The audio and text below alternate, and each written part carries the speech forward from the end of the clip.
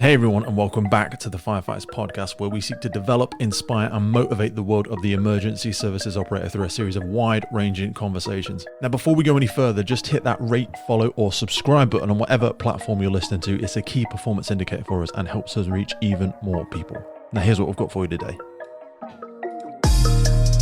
Cool. Welcome to the podcast. How you doing, brother? Thank you. Really happy to be there. Look forward to having a great chat with you. Thank you. Mate, our sort of serendipitous meeting, it probably came a little while ago, and I love this about so many guests that we have on the podcast. There's such a cycle with some of our guests, because I think we first met, was it maybe 2 years ago at the Emergency Services Show? At the Emergency Services Show, and I missed you last time. Yeah, I've just ruptured my right patellar tendon, so I'm post-surgery as we speak. I'm physically inhibited, which gives me some wonderful opportunities, don't tell my employer, to spend a lot of time on the podcast, funnily enough. But no, so I'm doing a little bit of working from home, mate. How did you find it this year, though?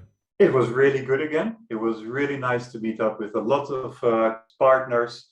Yeah, I think it's the 5th time, and we were there with a team of 10 people strong. And wow. Apart from meeting all the customers, it was also great team building. You know, you stay in the hotel close to the emergency services show venue. You have dinners and drinks together after the show. It's just really nice to get together again. Mate, that's a huge testimony to yourself and kind of the way that you run Fire Service Rota, because I mean, the first time we kind of met each other, I think there was maybe 3 or 4 people there, but your commitment to being able to bring your whole team over there, because ultimately what we're going to speak about today is almost a digital platform and a way in which you solve the problems of fire and rescue services all over the world, and obviously some of the work you've been doing with a few of the brigades and services here in the UK. But I wanted to sort of start by asking about the elevator pitch on Fire Service Rota and how it all kind of got started. And then we'll go into how on earth you've grown to the level that you are now, really. I think what we're doing comes down to allowing firefighters to be free when possible and be available when needed. That's it. Man, you spent some time nailing that down, because most people are still stuck in a waffle. Do you know what I mean? I say, if you can't articulate what you're doing in a sentence or two, and you'll know this far better than me, I know it's something you'll spend so much time with the team about, then you don't fully understand the problem that it is you're trying to solve. Most people think about giving a service, but like you've said exactly there, what every business is trying to do is solve a problem, isn't it? Yes, it's become increasingly more challenging to be a firefighter as well as a parent or a worker or any other commitments you have in life, and balancing all that is really some magic going on there. And if we can help do that would make me really, really proud and happy to contribute to eventually safety in communities in the UK. Hey folks, I wanted to jump in here and just share with you a really exciting update from our partner William Wood Watches. They are launching the first ever field watch collection. Now it's named Fearless, which firstly, I absolutely love, and this new collection is very different from anything they've ever launched before. However, you will see that they've managed to maintain some of the signature William Wood Watch elements. The big thing for me is that black fire hose. So they have got, the first ever time they've done this, the black fire hose strap and a really, really cool case bag. So now the watches are available in 3 colors this time. These are red, orange, which is my favorite, and the yellow. Each watch features those straps that are made up from repurposed black fire hose.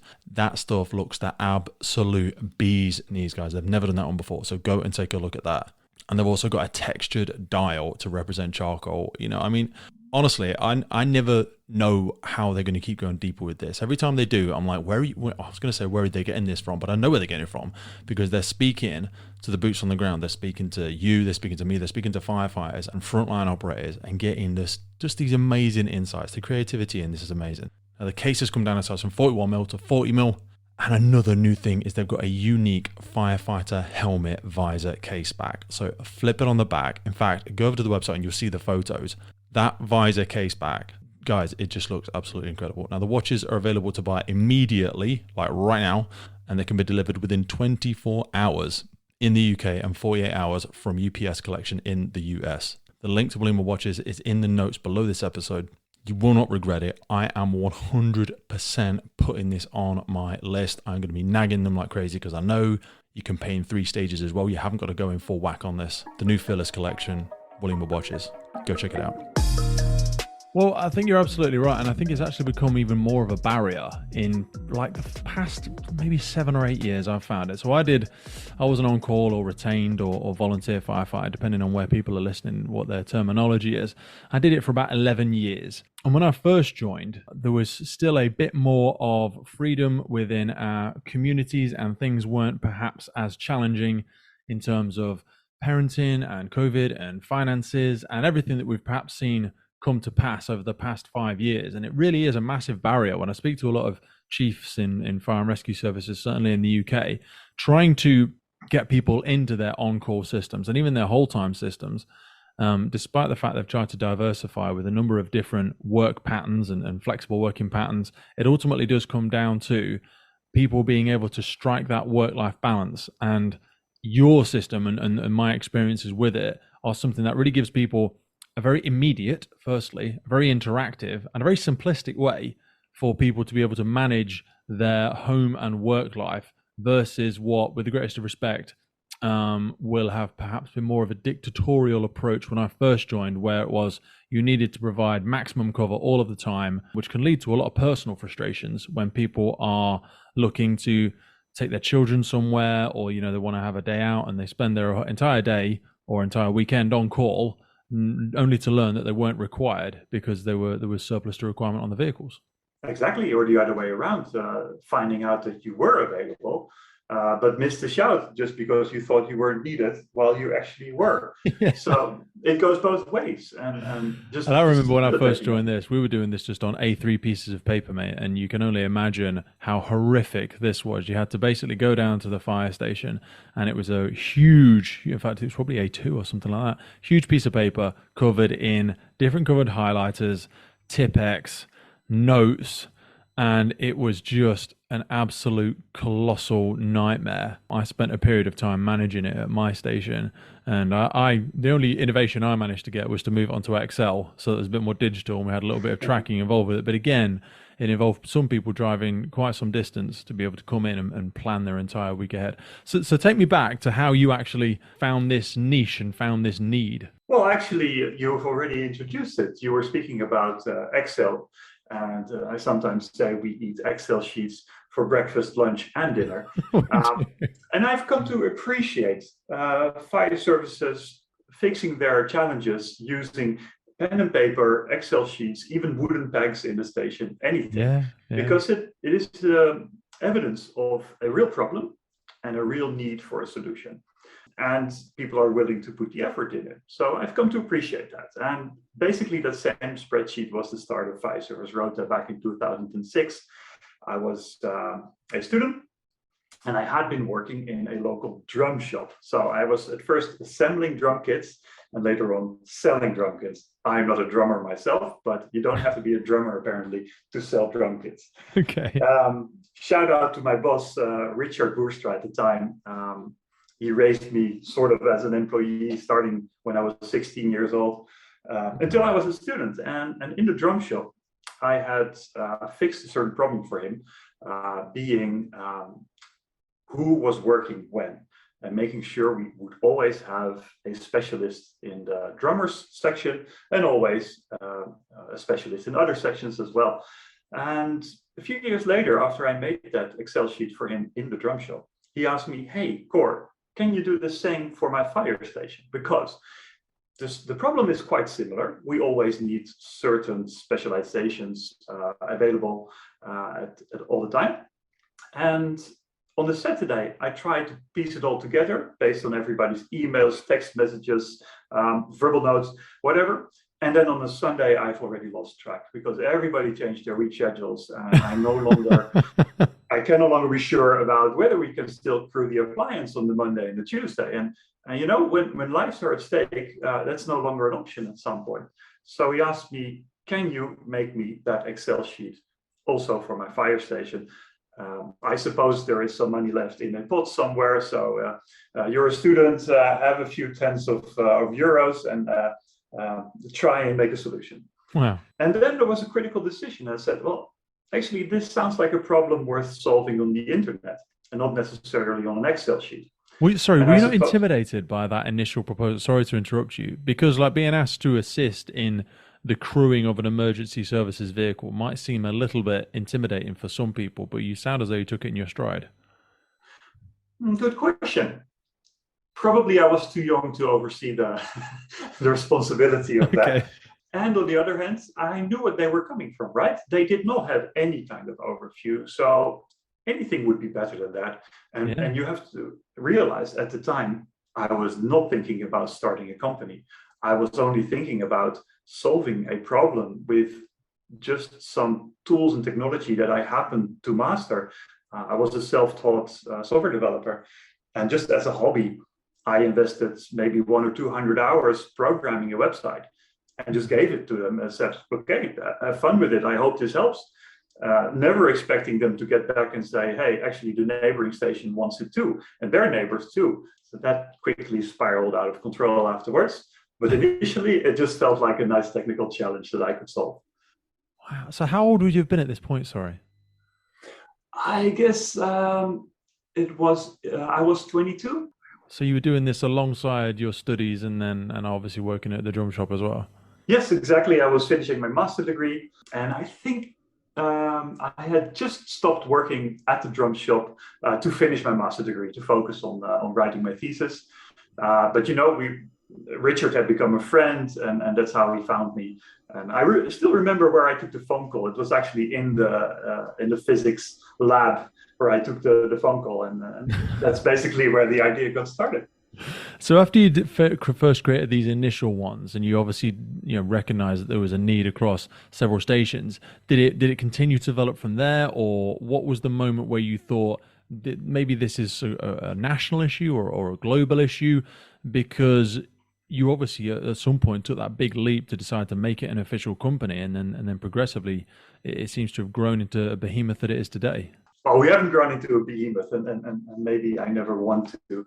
But yes, we have grown considerably since then. When did it dawn that this was serious? I suppose it took me about a year to understand how quickly this went. And the nice thing about having fire services as customers is that they don't compete among themselves. Actually, when you give them nice tools and they're happy with it, they will tell their neighbors and they will sell it to themselves. Okay. So that is what quickly happened. And before I knew it, I was copy pasting a set of files and a set of database tables every time a new station asked to join. And we never really thought about how much should it cost or how much should we charge. I would say for the first few years, actually still in hobby mode, just because we loved doing it and we loved helping out other fire stations. I remember I loved going to those stations. I have to confess, I'm not a firefighter myself. It was Richard who was a firefighter at the time, the commander at the station, 27 years of experience over there. So both of us, we loved going out there to the stations and learning about the local ways of working. And, it sounds like they're all working in the same way. And yes, basically they have the same challenge, but they found so many different ways to tackle those challenges. So yeah, as you grow, as you see more fire stations, you have to be flexible and also support different kinds of working. So it's always interesting what you can find in a new fire station. What were some of the common issues that you found when it came to trying to integrate the software that you were then developing into these new? Because it sounds like most people were very receptive of these inputs, but some people can really struggle with change. So, I mean, both from when you first started, but also working with people now, how is it you managed to sort of bring people onto this approach of changing onto a new system, and what are the challenges that you see people facing with it? I think you have to be flexible and offer multiple ways, because a person working behind a desk, having access to a computer all the time, can be really easy to just open a website, change your availability. A few clicks later, you're done, and you have a nice overview of the impact of that. But if you're working in the field or as a construction worker, then it's very different. You might not even have a smartphone. Just remember, we're talking 2006. When this all got started, hardly anybody had a smartphone. But pretty quickly, we found out that people wanted to be able to make a phone call or send a text message, an SMS, to book yourself on and off. So we supported all those kinds of different ways to manage your own availability. And as soon as smartphones became a big thing, of course, we built a smartphone app, and that made things a lot easier for a lot of people. But depending on age and depending on background and depending on employment, yes, people have different preferences. Having firefighters in our own team, Richard being a firefighter and having direct access to our end users, speaking to them on a daily basis and getting, that is something really nice about firefighters. You do get instant feedback if it doesn't work. So, Yeah. We can be wonderfully blunt if we need to be, which is effectively what you need as well, because that gives you that data as quick as possible. Because otherwise, the worst possible outcome is that people politely decline and never truly give you the feedback on how to iterate and develop the system, because it's gone through several iterations as to what it is today. That's it. Yeah, I guess some people call that eating your own dog food. So we did. And another key success in that was my own ability to then immediately implement those things. We did not have to go to some development team far away, transfer of knowledge. No, when Richard called me in the afternoon, often I had built it in the evening. I said, "Hey, Richard, it's there, it's online. Can you give it a try?" And then he would go to his colleagues and ask, "Hey, does this work for you?"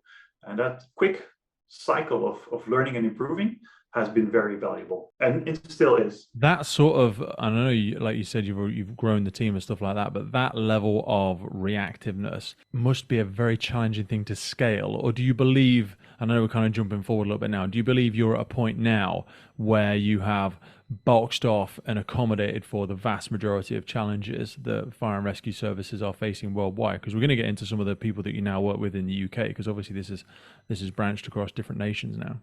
I don't think I have the courage to assume that we are done tackling all the challenges. Okay. And it's also nice Very humble of you to keep yourself challenged, right? So a few years ago, we accepted a new challenge because initially we started planning on-call firefighters.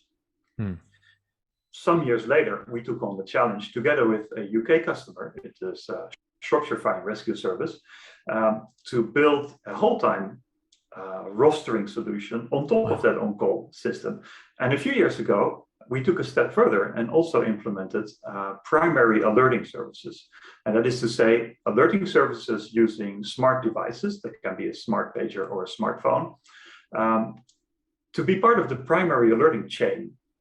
For us, that felt like a huge responsibility, because all of a sudden we changed from a system that can be down for about an hour. If it doesn't really work, the planning has already happened, people are available, they're responding to their pagers, so lives are being saved. But as soon as you become as soon as you become part of that critical process, then all of a sudden, if your system doesn't work, lives may be lost. Yeah, absolutely. And also they have obligations to meet these turnout times and stuff like that. So you can start getting into some very hot water very quickly. Yes. And we decided to step into that hot water, take a really careful approach, step by step. We partnered with some other leaders in the marketplace. I'm not sure if I'm allowed to call their names if it's commercial. Pete, you can say whatever you like, buddy. Yeah, right. So, for example, Samsung we're working with, Falk in Denmark we're working with, and we built this now really robust and fast solution that allows primary alerting through smartphones and smart pagers. We're really proud to present this also in other countries. Was there any nervousness around self-service coverage and things like that? Because I think what you're saying is absolutely fantastic. I've never experienced anything like that in the services that I work for. Even now, we are still reliant on a pager system for the majority of our turnouts. And that, again, puts onus on the individual to ensure that they have it on them, that it's charged, because people often get into the habit of, when I'm not on call, I just take it off, and I put it somewhere else, or it's in the car, or it's upstairs. For better or worse, we tend to not be more than a meter away from our smartphones at any given time of our life in this day and age, which is obviously a great insight from yourself to utilize that sort of technology. But it also comes with its own inherent challenges around service and, signaling and all that sort of jazz. That was a big challenge indeed. Getting those push notifications across reliably and fast, that was a big technological challenge. And together with the partners I just mentioned, Hmm. we figured it out how to do that. And I'm that doesn't. confident you'll lose me. Sorry, I'm confident you'll lose me. But could you just tiptoe me into the shallow water of what system, and unless it's you're not able to share it due to copyright or whatever it might be, but what system does it work on? Or will that give the game away to competitors? Sorry. So we work with the big platforms, Android and Apple iOS. Okay. And when you send an alert message to those platforms, you have to work with the services from Google, Android, and Apple. And you have to tell them, hey, deliver this message to this smartphone. And it's time sensitive, it's critical. And more recently, it even became possible to break through the silence locks of smartphones, which was really a big enabler for us. Yeah. And then you get into a struggle of choosing the right technology to build your app, basically to put the software code in or onto. So you make a lot of decisions along the way, also some mistakes that you have to revert, things you have to try, some things that work reliably, some others don't. You have to think about backup mechanisms. So what happens if we cannot reach a certain firefighter because, the cell tower can be down, can be a power outage. Can be the smartphone itself can be broken or discharged. So there's many factors.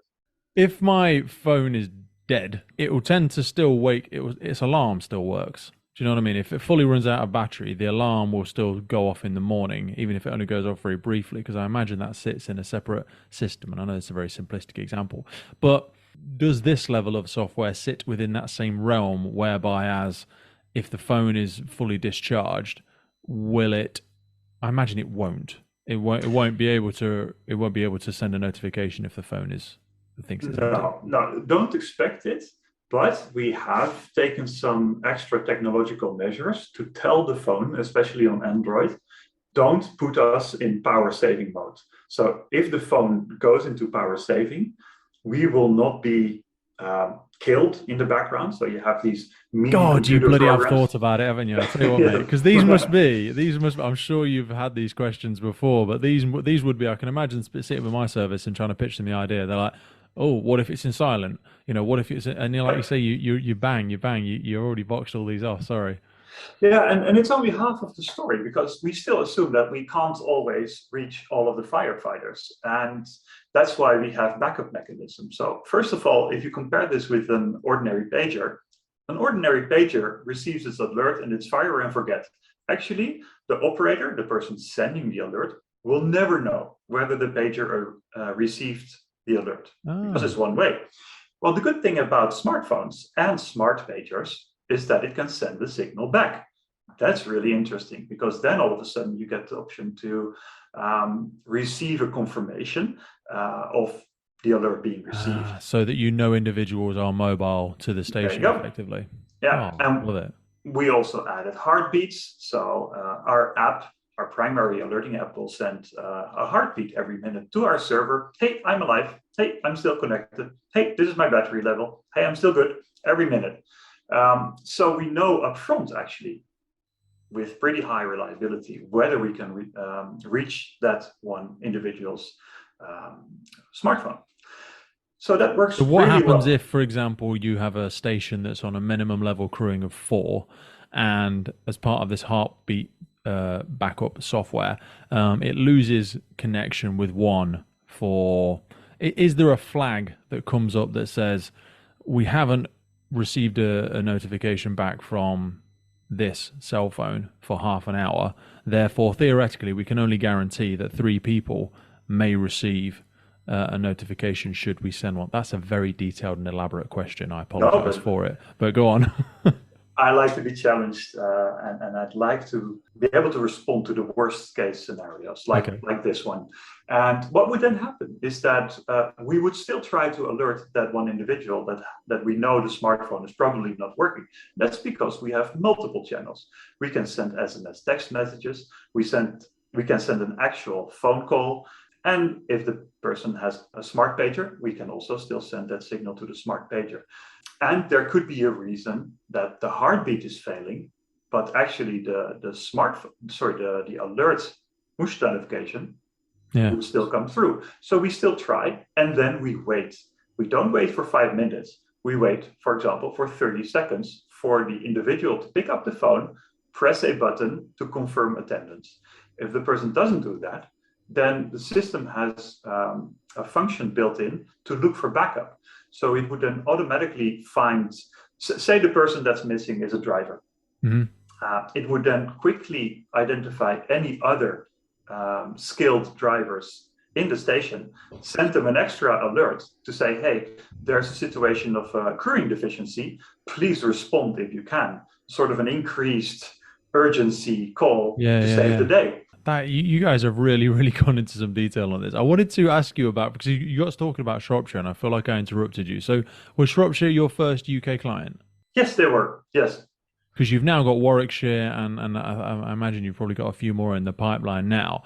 I wanted to ask you about this aspect of geofencing, because when I was looking up on the website, it was something that particularly piqued my interest, not only because it sounds really interesting, but when I started to learn a little bit more about it. But for people that are unfamiliar, can you just go through what geofencing is and how you came up with the idea for that? Geofencing is an instrument through which we track your location. Now, that sounds really scary. And these are some things that sound scary to people, yeah. And yes, exactly. Because that's where I think some services, because we've tried to do things over mobile phones before, but some people get very funny. They're like, well, are you going to pay for my mobile phone then? And we're like, no, because it's only this isn't going to cost you anything. It's just a minimal. But then again, we are technically relying upon it as a means to run our service. So maybe we'll discuss that again in a minute. Sorry, but go on. Well, the reason why I said it was scary is not necessarily because of cost, but because of privacy. Yeah. You don't necessarily, especially not as a non-call firefighter, you don't want the service to always know where you are. You don't want firefighters aren't always the places that they're supposed to be as well, exactly. Which can be a bit of an issue. So that's why I emphasize this feature is switched off by default. Even if managers tell us to switch it on, we can only enable the feature for firefighters, as in make it available, but they will still have to switch it on their devices to say, yes, okay, I'm fine, I'm confident, I feel relaxed sharing my location. And then there can be two benefits for the firefighter, because we truly believe that anything we build must be to support firefighters, and not necessarily to micromanage them or make their lives more difficult. No, really support them. And we do support them in two different ways. One is, if they are showing available on the rota, and they go too far away from the station, outside of the available zone, wouldn't it be a good idea to warn them? To say, hey, it looks like you're going away from the station while you haven't booked off. Are you sure you don't want to book off? Or firefighters can even decide to let the system book off automatically if the system sees they're too far away from the station. Oh, really? It can drop them out of the system straight away? Yes, it can. For example, some firefighters work as construction workers. They have a client just outside of the available zone. Sometimes they go back home or at the depot to pick up some materials and then back out, in and out of that zone. And they can decide for the system to book them on and off whenever needed. That in itself, sorry, I just don't want to rush past that, because that in itself is a real game changer. I know very many times when I've just wanted to pop over to somewhere that's maybe 30 minutes away from where I live, and couldn't be asked to go and down station, and maybe people won't appreciate hearing this, and do the whole rigmarole of booking off and booking on. So I have many a time, gone outside of the station area and gone, look, if I need to respond to my alerter, I'm just going to be I'm going to interpret the British road rules in a slightly different manner and try and get back as soon as I can, because it just becomes so difficult and complex to have to go and book on and off, even just for 15 minutes. Exactly. Are you just admitting you're being human? Because I suppose all firefighters. Yeah, and that's it. And we almost discourage people from being truthful, don't we?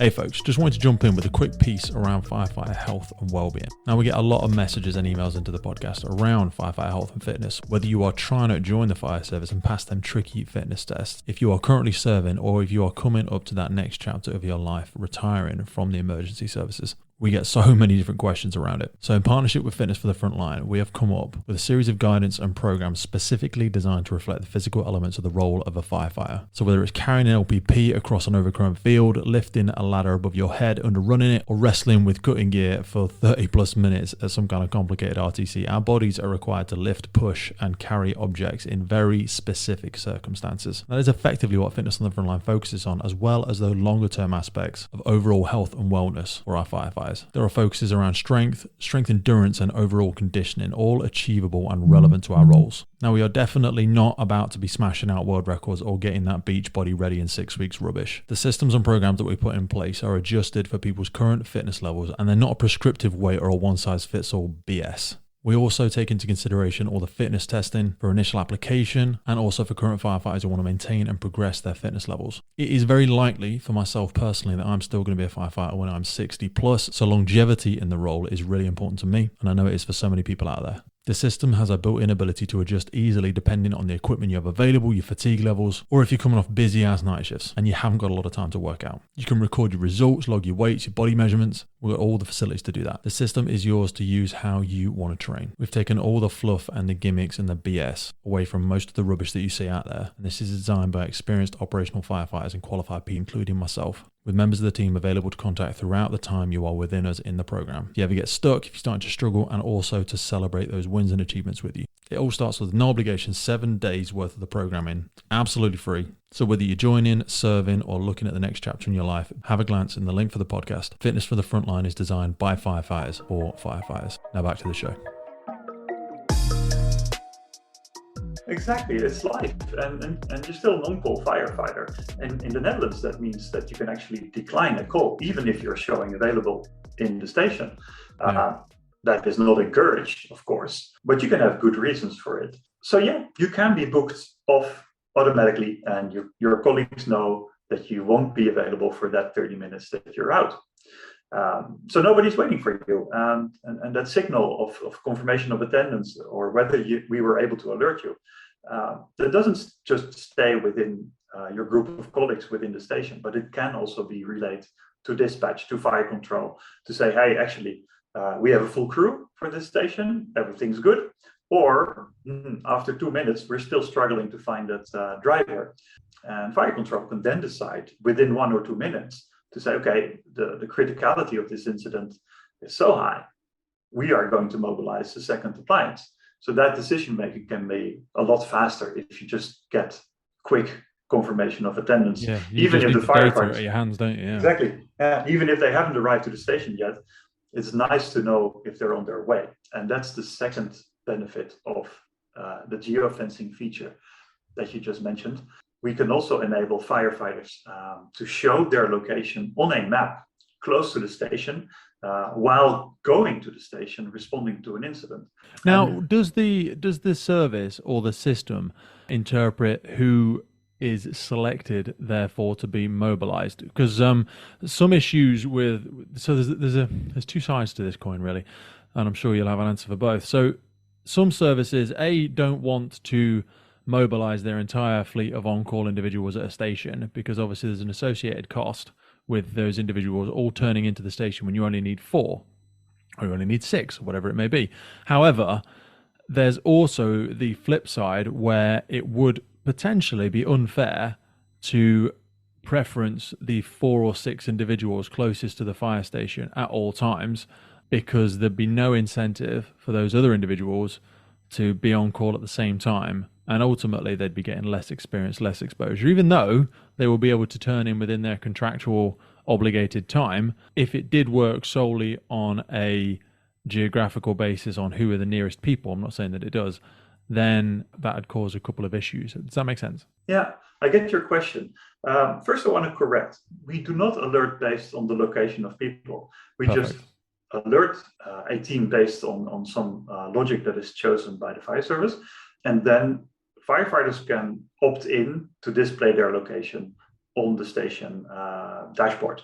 And the benefit of that for firefighters that live a little bit further away is that their colleagues can actually see where they are and how long it's going to take for them So to this is displayed information up on the so as in, for example, people turn in, they put their tallies on the board usually in most services, and then there's like a visual indicator as to who's been notified where, and potentially a map to say geographically where these individuals might be. That's something that people can look at as soon as they get in, so they know how far away their driver or their incident commander is. That's correct. Yeah. Wow. We have dashboards showing the location of the incident, the route to the incident, who is expected in the station, and within that group, who confirmed the alert, who confirmed the attendance. We have Google Street View, so you get a general idea of what kind of an object you're going to. Sorry. So is this something that they then utilize on the vehicles, on the appliances? This isn't just like on a screen in the appliance bay, because I'm forgiving myself now, because like you said, this stuff is on tablets and it's on smartphones. It can pretty much be on any device. So are you finding it common practice that they're having it on their mobile data terminals in the fire engines? Is that what's happening? Not so much, no. It's actually indeed a television screen in the appliance bay. Usually the mobile data terminals contain much more information that is related to the actual incident, any plans, any hazards, those details we don't have. Okay. I wanted to get back to asking you about the whole time integration. So for full-time firefighters, and what significant challenges or differences you found with this, because obviously different from an on-call station, you find there's a lot of covers and changing shifts and people hanging back and overtime and a whole raft of other complexities that possibly require a lot more interaction from the manager themselves as well, being able to access this system and make their own modifications. And how have you navigated that one, and how much of it is done? How much integration is allowed by the manager, I suppose? Yeah, that's a really good question, and we have really had to learn what flexibility looks like. Not only to the on-call firefighters, we were well aware of that, but also for whole-time firefighters. And for whole-time firefighters, it looks quite different, because they have a contract and they have to fulfill that number of hours in a certain period, and they want to be as flexible as possible while still fulfilling those hours. So concepts like exchanging your shift with somebody else, or being called for an extra shift, some overtime maybe. You all want to do that in a flexible but also fair way. There's quite some nice experiences we have with for example, those overtime shifts. There's a customer that we did implement the feature of an extra shift request for. Basically, that is identifying a shift that is in need of extra crewing, sending out a request through a push notification or an email to a number of firefighters. At the time, the first firefighter who responded got the shift. You know what, mate? That is such a great, and I mean, it's great to see that you have the freedom to be able to integrate that, because I'm sure there'll be no surprise to anybody listening that basically what happens otherwise is WhatsApp groups get set up and they're messy and they are a nuisance, and we're not allowed to swap shifts in a lot of services, mostly because somebody just hasn't had the appetite to do the work that you're doing. It's probably a little bit too complex for them and they're worried about overstepping some kind of rules. So what happens is firefighters bounce around these WhatsApp groups, kind of get a non-formal virtual handshake agreement that someone's going to cover for somebody else. You're not technically allowed to swap the payment, so you're basically paying somebody cash on the side for them to come and do your shift for them, and the service doesn't know any different. Sometimes you don't even bother swapping the name, and sometimes you swap the name and the question's asked as to why you're doing it, and you basically have to say, oh, I'm doing it for free just as a favor, which is a lie. So let's just be honest. You know, it's great to see that systems are now there to help people out in these ways without them having to dig into all their own personal leave and stuff like that. That's it. Oftentimes you find that inflexibility in services is just because their old technology did not support it. So they lost the overview, and you mentioned it. The overview is lost in WhatsApp groups or even email threads or phone calls notes. You know, planners sometimes have hundreds or thousands of firefighters to supervise. And if they have to keep track of all the shifts that take place over a phone call, that's impossible. Yeah. If only there was a system that just sent out requests, collected the answers, and then would create an audit trail of what happened, who responded when, and who got the shift for who. So that's what I'd love that, because it reminds me of, I forget what company it was. It was an American company, and they were going through a time of difficult financial challenges. And basically what they said was, everybody needs to lose, for example, 10 shifts. So they need to lose 10 shifts over the year so that everybody can collectively share the pain, and ultimately the company makes a big saving in order to help the company keep going. Now, I know this sounds a very loose connection to the fire service, but what actually ended up manifesting, because they gave people the freedom to do this, they said, do it however you like. And what happened naturally was people that wanted to do more shifts were doing their own and then picking up the shifts from other individuals. And those individuals who actually wanted more time off anyway, perhaps they're in a different part of their life, or maybe they had childcare commitments, or maybe they just wanted to work a little bit less, or they had a separate venture that they wanted to explore, were just given freedom to work a little bit more. Now, I know in the fire service, we still have obviously a contractual obligation to ourselves and the public to ensure that we maintain our skill set. But for me, as long as your skill sets are up to date and you are still remaining an integrated member of your station, you're not having multiple weeks off on a regular basis, I think that is a massive game changer in giving people the freedom to manage their work-life balance as they see fit in what is now just continuing to become a more and more complex life for people to try and juggle. It is. Yeah, and offering them that flexibility will help them be a more effective firefighter, stay with the service longer. But yes, we have to realize that we are also allowing these people to be more effective, if that's the right word, as a father or as a mother or as a worker. Because if you don't look after that bit at home, nothing else matters. As soon as your castle starts to crumble at home, your relationships and everything's lost. You can't operate professionally when you're in a position of vulnerability at home. True. You need those supporting pillars for you. 100%. So if we can facilitate that, and we got some great testimonials for introducing Fire Service Rota in new teams, with even some spouses getting back to us saying, we have just had the first weekend out of the city, away from the station for the first time in a year, because we knew there were enough of the colleagues available and we could just book off and know the fire engine would crew. So those are amazing stories, because they're really helping firefighters live the lives that they want. That's basically why we're in the game, to help communities be safe and to let firefighters live the lives they want, have all the commitments that they want in life.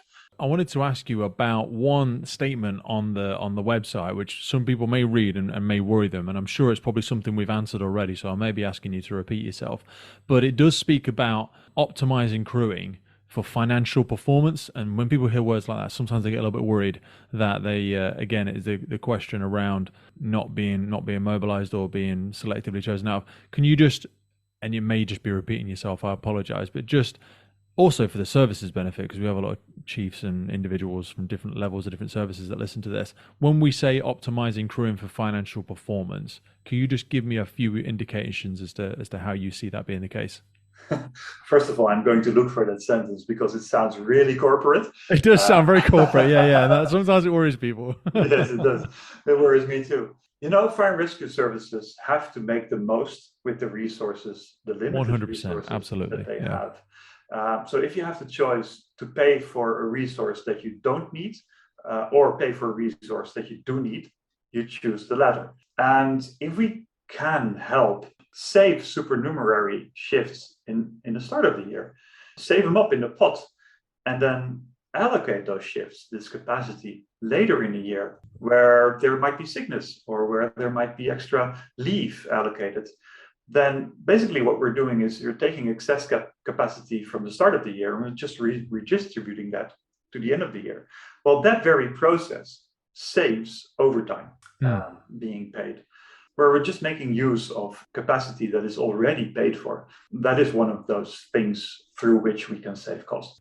I was looking at some of the technical aspect, and I know this may not be the most exciting part for some people to listen to, but it was important for me because there's always a concern going back to, for example, the A3 pieces of paper, of these things getting lost and then having correct backups here and there, and people historically and services historically can be a little bit nervous about handing these types of responsibilities outside of their sphere of influence. When we talk about like saving money and stuff, though, a lot of this doesn't require services to have banks and banks of dedicated servers and all that sort of stuff. So could you just run me down how the system goes about backing itself up and what level of reliability fire and rescue services can expect from it? I guess this is a great moment to shout out to my partner in business, Ruben Stranders. Okay. He is my partner since 2012 in this business. He has become the technological leader in our team. I'm no longer the developer that I used to be. I still miss it sometimes. I love the technology, but it's just not my strength anymore. And Ruben has come up with several ways through which we make sure it is quite comprehensive. I was just looking through it on the on the features on the website itself. There, from my initial glance now, there seems to be at least 5 different backup methods, 3 of which I probably understand, which means the other 2 live out there somewhere in the ether. So maybe I will use an analogy. I think you and I grew up in the time where there would be Mario on the Super Nintendo, the game. Yes. You know it? Yeah. Well, if you died, you had to start from scratch again. Yes. And that was quite painful. Now, that is the old way of doing backups, right? If something goes wrong, you take the backup of yesterday, you put it back, and you lose 24 hours of data. Well, of course, we have that snapshot backups, and we store it in a really safe place on many locations, encrypted with several layers of protection. So even if a hacker, God forbid, enters our system, he still couldn't delete the backups. But then there is another system that we're really proud of, and that is a mechanism that while you are playing your game is constantly pressing the save button, constantly, every second. We call that write ahead logs. You can forget about that. Some call it point-in-time recovery. Basically, it says if here at this very moment, somebody makes a gigantic mistake in the system, we note the time of day, and we say, okay, revert the system back to 1 second before it happened. And that is a really nice technology. So that's almost like a respawn if we then bounce back to that, the analogy of the game, where we're now, it's like the immediate respawning where you are, so you don't lose that, because we've all had that feeling where we've been working on a document or working where's my progress? Yeah. And exactly. And that's on a personal level, it's very demoralizing, but on a fire service level, well, it could quite literally cost people's lives, to be honest with you. I wanted to not skip over a certain topic, and that is the invitations to work an extra shifts. We talked about it a few minutes ago.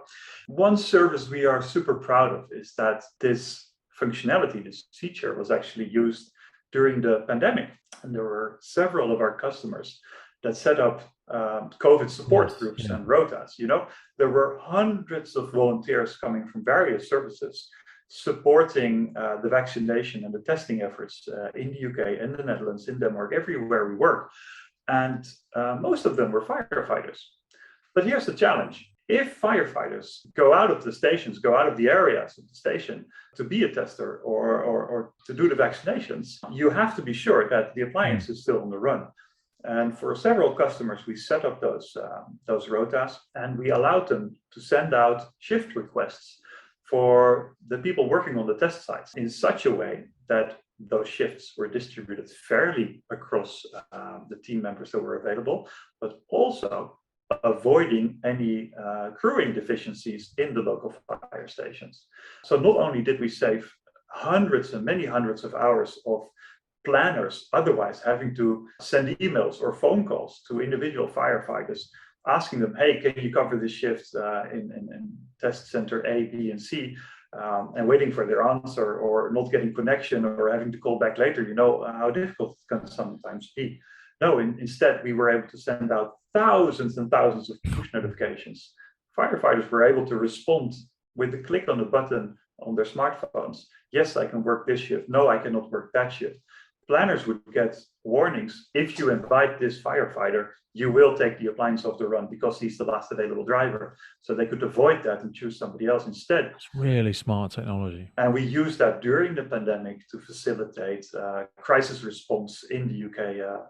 And we're really proud of that. That's not on the website. It isn't, is it? Oh, You need to get, or maybe I've missed it. That is a massive success story. That article or blog or however it manifests, because that's an incredible thing. And that again, for me, you kind of triggering my entrepreneurial mindset here. That demonstrates such an incredible scalability of this tool that you now have developed. There must be an aspect of discipline in trying to continue to stay focused on what you do so very well versus racing off and offering this service, because I imagine this is an issue common to fire and rescue services, most definitely, but it's an issue common to most workplaces, in all honesty. Yeah. It's a problem that exists everywhere. But I've made a conscious decision to work with fire services. And yes, we do a couple of other areas, but 99% of our customers are fire services. And I love the industry. I love how straightforward firefighters are. I love contributing to safety. So no, I've chosen my industry and I will stick with it. Before we come to the end, because I want to ask you about what sort of projects and things that you guys and girls are working on at the minute, but I wanted to ask you a couple of what may seem like generic, but I always find some of the most interesting questions around being a business owner and having to evolve yourself personally to now obviously manage a team versus being an individual when you first started. So what kind of advice would you give someone that was trying to start their own company? What has helped me a lot is being able to do things myself. Because if you can do it yourself, you make all the mistakes yourself. And that helps you to learn in a really fast way.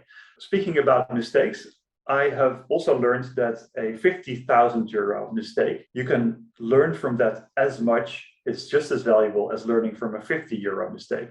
And sometimes you have to really choose to make the 50 euro mistake of the bigger one.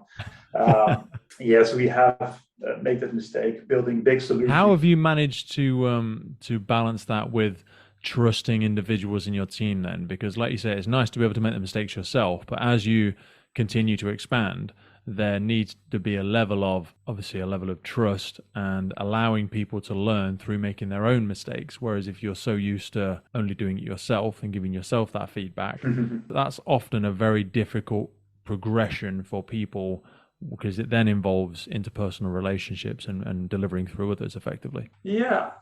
I must admit, we have struggled with this, with a level of perfectionism and also a level of dedication and feeling responsible for the services that we offer. At some point, I called our services a hobby at the start, but at some point you realize this is not a hobby. This is about saving lives. Yeah, serious stuff. And helping people being safe. So that creates a certain pressure or anxiety with myself and the team as well.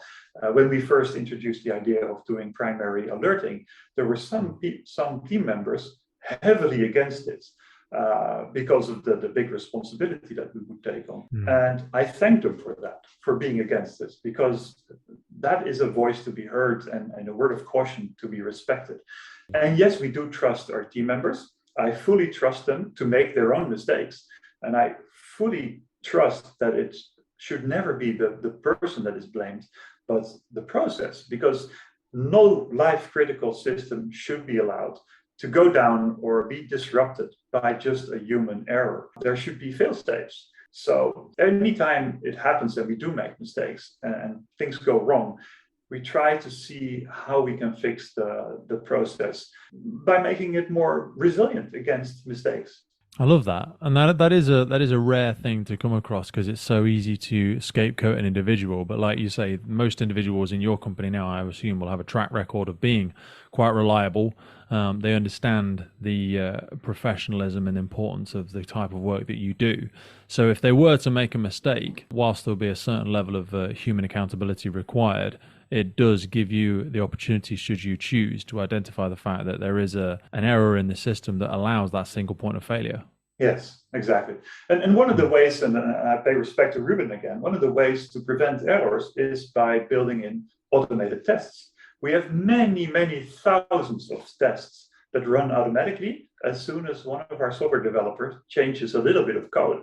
And that code will not be promoted to the actual servers that work for our customers. No, it first has to pass through several layers of quality control. One of those layers being running, I believe, 2,000 or 3,000 automated tests just to check if the system is still operating correctly.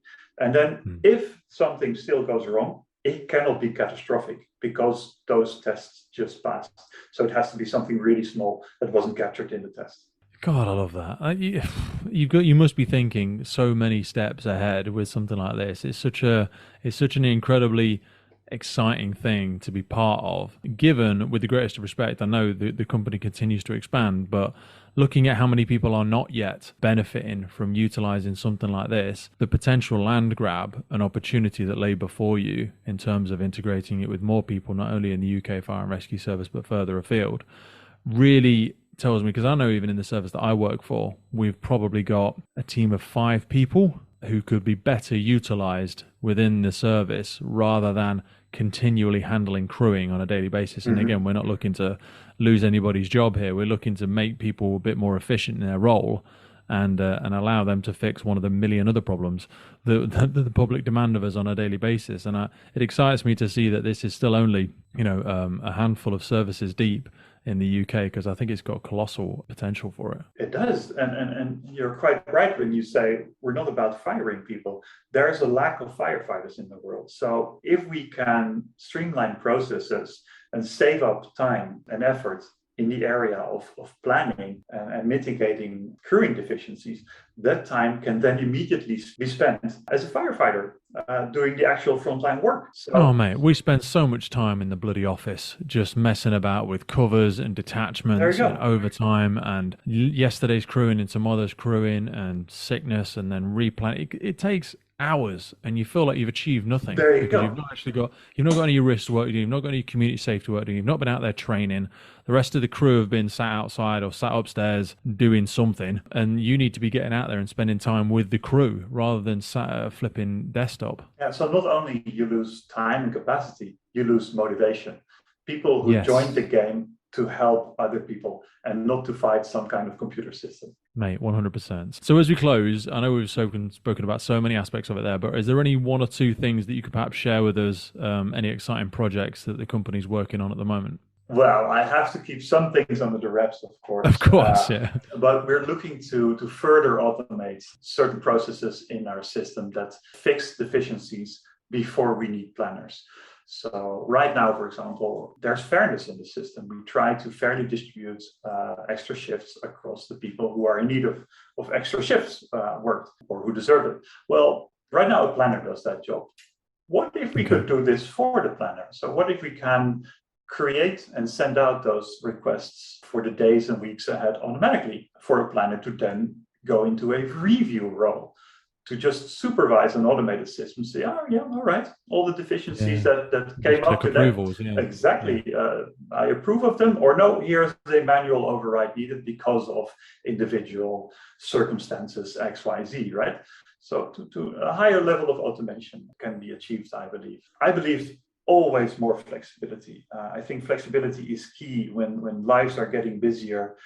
System has to be more flexible too. And one of the ways we are achieving that is actually, this might be a new for many of our customers because we haven't shared it so widely yet, but we're working on a new app that will be purely oriented on usability, so ease of use. And my belief is that 95% of our users maybe should never have to visit the website, but only use a really slick smartphone app to manage their availability and then be sure that when they book off, they did not cause any crewing deficiencies, or when they do, replacement is easily found. Mate, I absolutely love that. As a manager, it really excites me just the thought process of being able to go to work and focus on the job rather than doing all of this other faff and waffle. And like you perfectly articulated, it just puts a bit of a dampener, when you've had several phone calls over lunch and you have to spend the next few hours in the office versus doing the training that you wanted to go out and do, versus going out and spending time with the communities, and just those thankless hours that you spend on a Sunday night as an on-call manager or something like that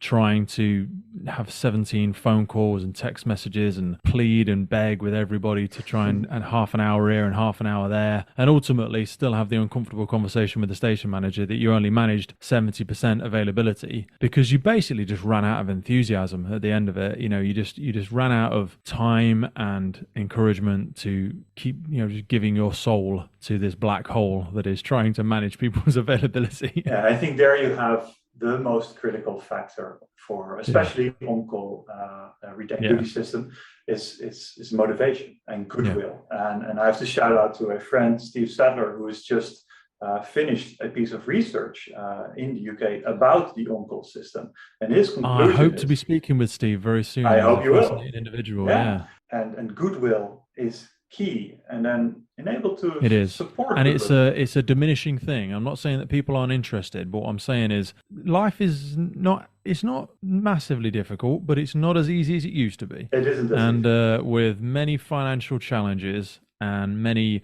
socioeconomic challenges that are facing people these days, we really need to make a very conscious effort to be removing barriers such as exactly what Fire Service Rota is doing, because these are what may seem small to the service, but are colossal things to the individual, and will be enough for them to say, you know what, I just can't commit to that.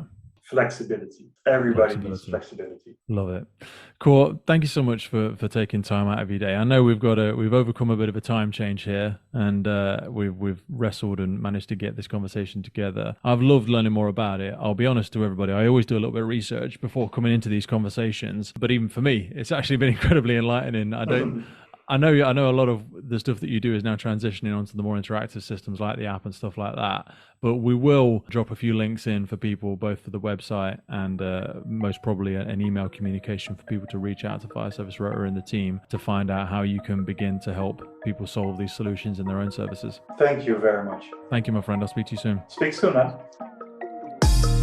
Firefighters Podcast is a global podcast seeking to develop, inspire, and motivate the world of the emergency services operators. Through a series of wide-ranging conversations celebrating those within our sector, we seek to encourage and support this incredible group of people. It's brought to you by myself, operational firefighter Pete Wakefield, and I speak with individuals from all walks of life who I sincerely believe can add value to or develop those who have chosen this life path. Please support your emergency services wherever you are in the world, and thank you for listening.